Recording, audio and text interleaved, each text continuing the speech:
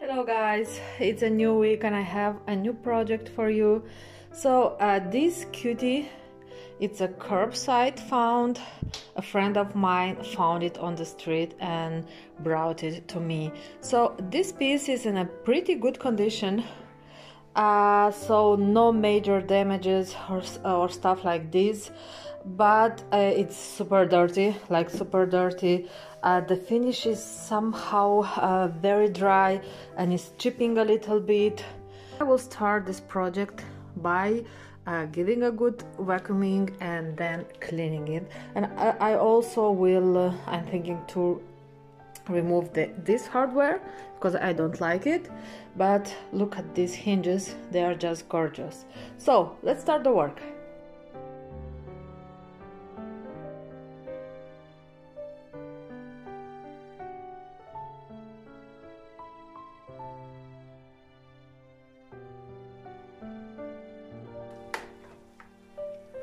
Look how much dirt I got only from the top, so this will be a long cleaning. This is wood, it's solid wood.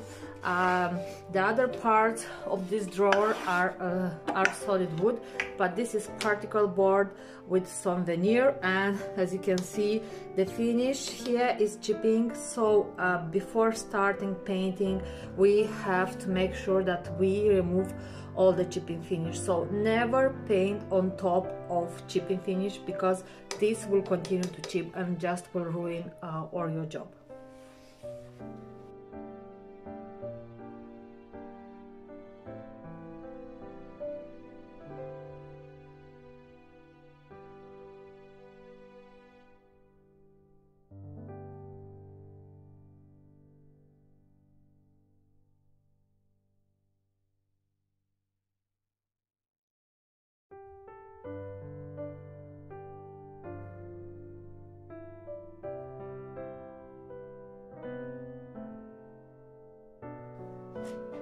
So I will take some old used 80 grit sandpaper and I will sand the edges by hand, because yeah, I sanded how much I could with the sander, and now I will just go by hand. I brushed the panels and the top with a wire brush to open the wood grain a little bit more. I have a video on how to get the cerused finish, and I will put the link in the description below.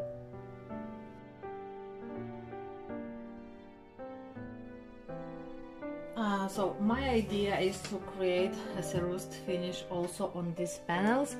I already applied white wax off camera on the top. So I will take a liberal amount of wax and I will apply this mostly against of the wood grain, just to make sure that my wax will go into all this grain.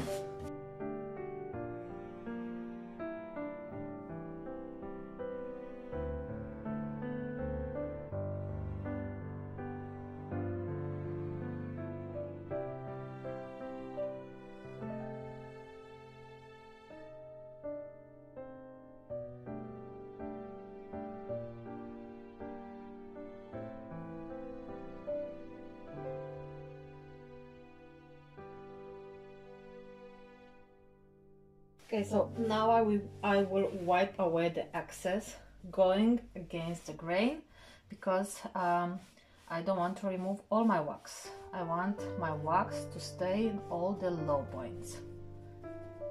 You can remove as much or as less as you want. And actually I discovered that it was easier to apply the wax with the rag rather than with the brush. So you don't always have to have fancy tools in order to be able to complete the project. Since in some places I send it to the raw wood, I will apply a coat or two of clear primer. I'm using the clear primer by Lignocolor. and I will apply it with the brush on the doors and all the narrow spaces, and on the sides I will go with the roller. As for my paint, I'm going to use Cacao by Rust-Oleum. You know, if you are following me, Rust-Oleum is one of my to-go brands whenever I want to create rustic looks or some textured looks. So I'm using also one of my cheap brushes. I really love them. They are good quality, even though they are pretty cheap. One thing to notice, Rust-Oleum is a little bit thicker than the other brands I'm using, so I will probably use more water that I used to use with some other brands.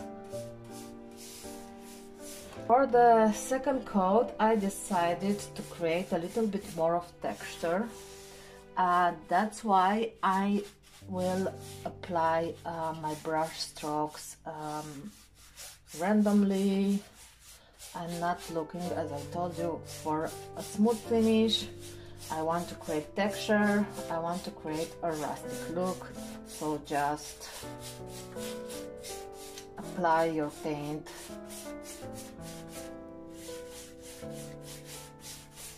in all the directions.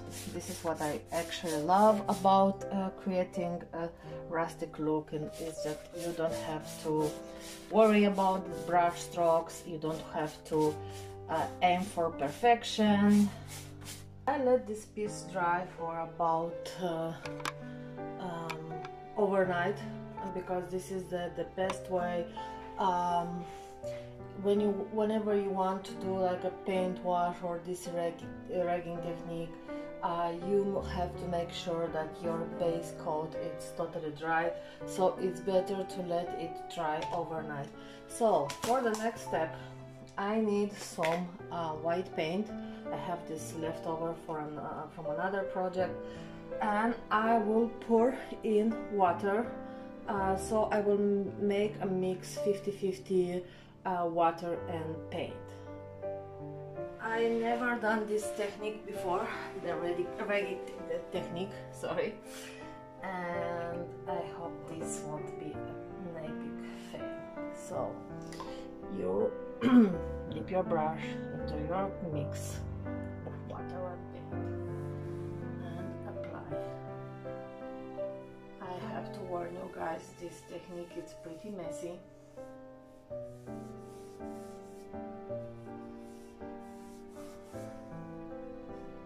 And I will work in sections.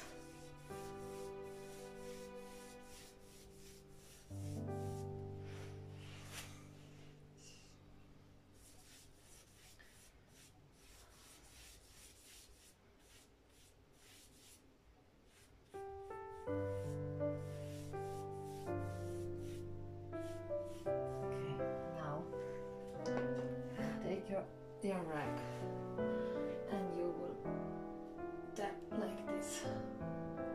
And I think this rag it's not suitable for this. So I'm taking some paper towels.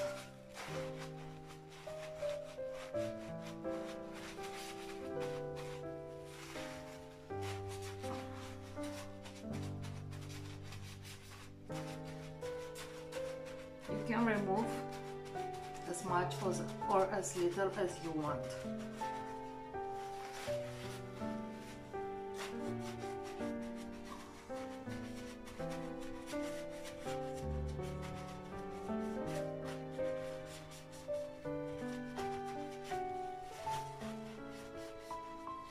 One thing to be careful about this technique is that you don't want to work your surface, because you're putting a very watery paint over and this can pull out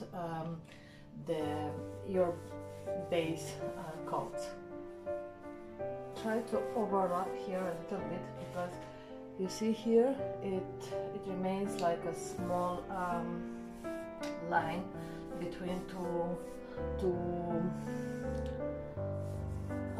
parts, and I don't like this, so I will try to overlap a little bit.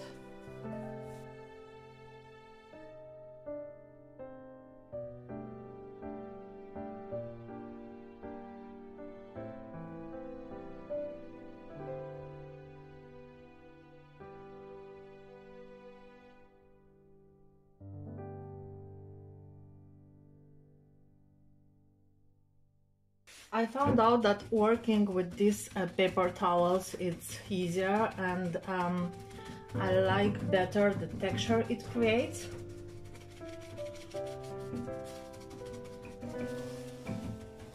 And one thing, you should work pretty quickly. Do not allow your paint to start drying, because otherwise it's hard to remove. And always start from the top, because you don't want to mess the part you already done. So I feel like this drawer is a little bit too wide, so if you compare it to the other one, you see, so I will go ahead and I will put another coat of my base color, which is cocoa, and I will let this dry, and then I will come back and I will repeat the technique.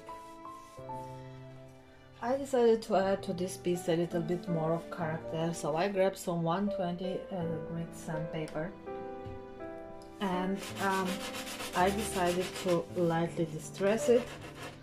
So when it's about distressing, there is no rule. I mean, you can distress as much or as less as you want. For a natural distressing, distress your piece in the places where this would naturally distress, like around the corners, in these areas.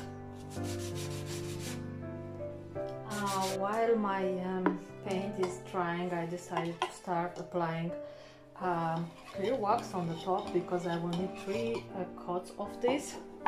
So I'm applying my Rustic clear wax, and I need to tell you that I let the white wax dry for a couple of days, because I don't want this to be lifted up with my clear wax. I will apply a total of 3 coats on the top, because I told you so many times, the top is the part of a piece which is more used when it's about dressers and buffets, and you want to make sure that it has enough protection. I will apply my clear wax and I will let it sit for a couple of minutes, and then I will come back with my rag and I will wipe away the excess. This piece has a hole here. I don't know why they did this, and it's not looking okay, so I decided to put some wallpaper. I chose this one. It may be not the best solution, but I don't want to go now and buy something just for this piece. So this is in the inside anyway. It's dark brown. I think this will fit perfect here. So I will just measure to the length I need. Now I will put some glue there, and then we will be ready to put our paper in place. And for this one I'm using this. This is actually like a furniture glue, but I always use this to put my wallpaper in place. So I decided to add a little bit more of interest to this piece to make it look even a bit rustic. So I will use these 2 decorative waxes. This is the dark wax from Rustic, which is dark brown, and this is the black one. So let's get started. I will start by applying a bit of dark wax, dark brown wax around the corners, everywhere I want some shading and some, yeah, making it a little bit rustic. I always start with small amounts of wax, because it's always easier to remove some than to add sorry, a little bit more than to remove.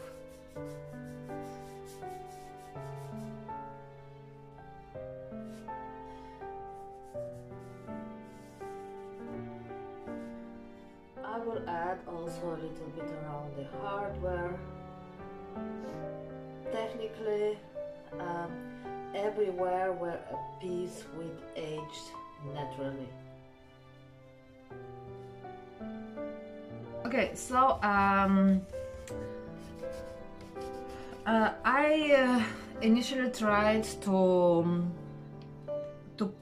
put only brown wax, but it created that look like the furniture was dirty, and this is not what I'm looking for. I'm really looking to create an aged like worn look, but not dirty. So I also tried to put only black wax, but only black wax was too dark for this color combination. So that's why I first put some brown wax, and on top of this brown wax I play a little bit with some black wax, and this creates a very nice and aged look. So you can also mix your waxes, but I prefer to do it like this. I feel it's like it's easier.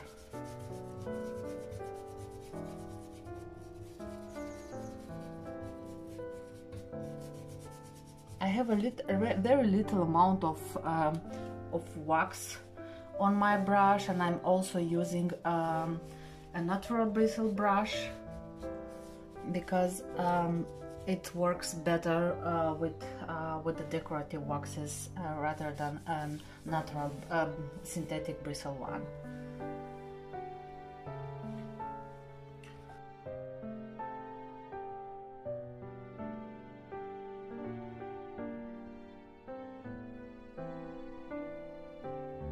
And this is the final reveal. This piece was definitely a labor of love. It brought me a little bit outside my comfort zone, but I'm pretty pleased with the results. So if you like it, don't forget to give me some thumbs up, leave me a comment below, hit the subscribe button, and I will see you next time.